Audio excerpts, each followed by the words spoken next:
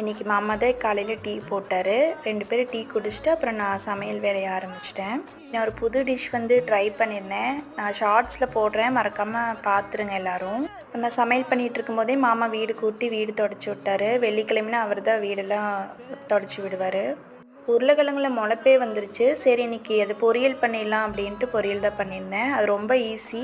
அது நான் ஷார்ட்ஸில் போடுறேன், மறக்காமல் பாருங்கள். சமையல் வேலை முடிஞ்சது. அப்புறம் மாமா கிளம்பிட்டார். அவருக்கு சாப்பாடு கொடுத்துட்டேன். அவர் வாயவே பார்த்துட்டு உட்காந்துருந்தேன், என்ன தான் சொல்லுவார் அப்படின்ட்டு. அப்புறம் நல்லா இருக்குது அப்படின்ட்டாரு. 2 தடவை வாங்கி சாப்பிட்டாரு. எனக்கு ஒரே குஷி ஆகிடுச்சு. உங்கள் வீட்லேயும் சமைச்சாங்கன்னா அது எப்படி இருக்குன்னு கொஞ்சம் சொல்லுங்கள். அப்போ தான் சமைக்கிறவங்களுக்கு கொஞ்சம் மைண்ட் நல்லாயிருக்கும். அப்புறம் கொஞ்சம் வேலையெல்லாம் முடிச்சுட்டு சாப்பிட்டு நானும் கோவிலுக்கு வந்துட்டேன். கோவிலுக்கு போயிட்டு வர வழியில் கொஞ்சம் திங்ஸ்லாம் வாங்கிட்டு அப்புறம் கோதுமை அரைச்சிட்டு வந்துட்டேன். துணியெல்லாம் இன்றைக்கி தான் காஞ்சது, எல்லாம் மடித்து வச்சாச்சு. ட்ரிப் ஒன்று பிளான் பண்ணியிருந்தோம். நாளைக்கு நாங்கள் போகிறோம். மறக்காமல் நாளைக்கு vlog பாருங்கள். சப்ஸ்கிரைப் பண்ணலைன்னா சப்ஸ்கிரைப் பண்ணிடுங்க.